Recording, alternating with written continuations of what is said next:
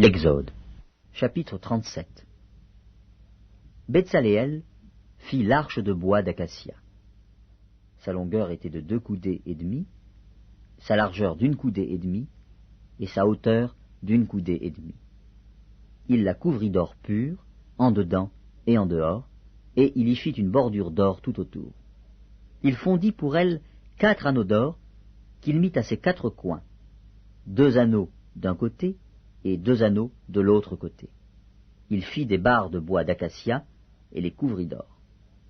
Il passa les barres dans les anneaux sur les côtés de l'arche pour porter l'arche. Il fit un propitiatoire d'or pur.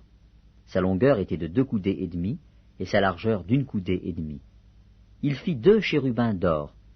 Il les fit d'or battu aux 2 extrémités du propitiatoire, un chérubin à l'une des extrémités et un chérubin à l'autre extrémité.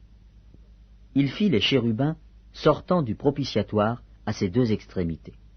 Les chérubins étendaient les ailes par-dessus, couvrant de leurs ailes le propitiatoire, et se regardant l'un l'autre. Les chérubins avaient la face tournée vers le propitiatoire.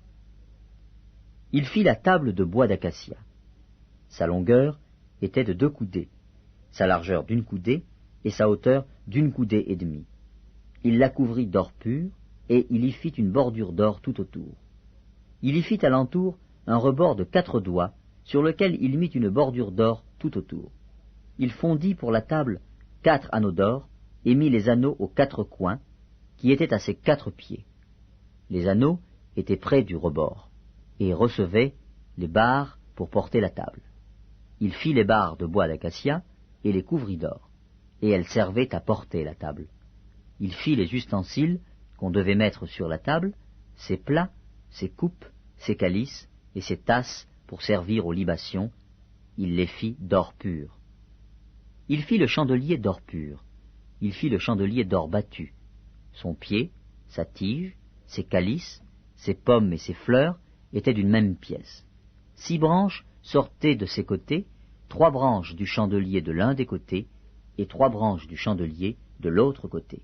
Il y avait sur une branche 3 calices en forme d'amande, avec pommes et fleurs, et sur une autre branche 3 calices en forme d'amande, avec pommes et fleurs. Il en était de même pour les 6 branches sortant du chandelier. À la tige du chandelier, il y avait 4 calices en forme d'amande, avec leurs pommes et leurs fleurs. Il y avait une pomme sous 2 des branches sortant du chandelier, une pomme sous 2 autres branches, et une pomme sous 2 autres branches.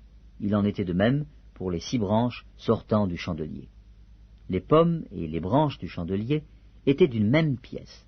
Il était tout entier d'or battu, d'or pur. Il fit ses 7 lampes, ses mouchettes et ses vases à cendre d'or pur. Il employa un talent d'or pur pour faire le chandelier avec tous ses ustensiles. Il fit l'autel des parfums de bois d'acacia. Sa longueur était d'1 coudée et sa largeur d'1 coudée. Il était carré et sa hauteur était de 2 coudées. Des cornes sortaient de l'autel. Il le couvrit d'or pur, le dessus, les côtés tout autour et les cornes, et il y fit une bordure d'or tout autour. Il fit au-dessous de la bordure 2 anneaux d'or aux 2 côtés. Il en mit aux 2 côtés pour recevoir les barres qui servaient à le porter. Il fit des barres de bois d'acacia et les couvrit d'or. Il fit l'huile pour l'onction sainte et le parfum odoriférant, pur, composé selon l'art du parfumeur.